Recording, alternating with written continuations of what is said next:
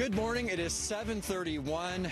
Thanks for joining us here on Breakfast Television. And you're looking at, well, a live look here at Sunset Beach in Vancouver. It is very busy this morning.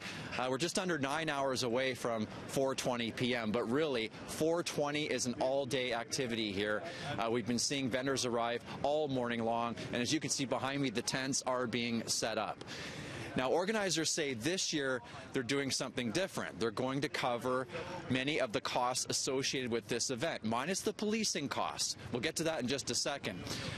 The policing costs I'm talking about. You could see those interlocking plastic panels that have been placed down. Well, organizers say they spent roughly $30,000 on those, and they are expected to eliminate the damage here to the grass. And last year, that was a big issue. This area here at Sunset Beach had to be closed for a number of weeks. However, organizers say they will pick up the cost minus the policing costs, and that's the big one. Here at Sunset Beach, it costs Vancouver taxpayers roughly $127,000 for policing, another $43,000 to do it at the art gallery. This is the third straight year now that 420 is being held here at Sunset Beach, despite organizers not getting a permit from the park board to hold this event here. 420 was never designed to be a money-making event.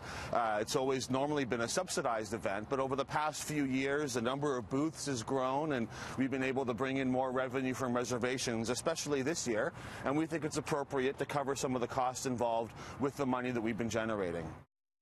The protest is for the unjust laws that they are pushing through, because how they're legalizing marijuana, they're making it more criminal than it was before.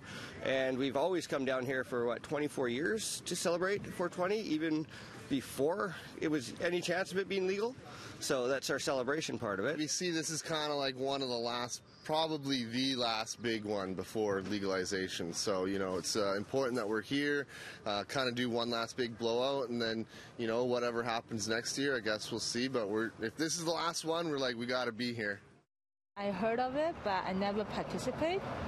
I'm concerned with the smell. It infuriates me. I walk here every day, and last year when it happened, we couldn't even use the park for about 4 or 5 months because the damage was so bad.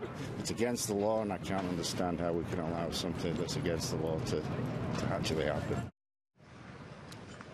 So a number of tents still being set up here, and this area will be full of tents and people as this day continues. Just take a look over here now, Steve. Beach Avenue is starting to calm down a little bit. We're not seeing as many vehicles as we did. Vancouver police officers already writing a number of tickets. Vendors were only allowed to park here for 5 minutes to unload their vehicles and get set up. Those who took longer than that received a parking ticket. Kyle? Greg Harper live this morning at Sunset Beach. Thanks for that, Greg. It's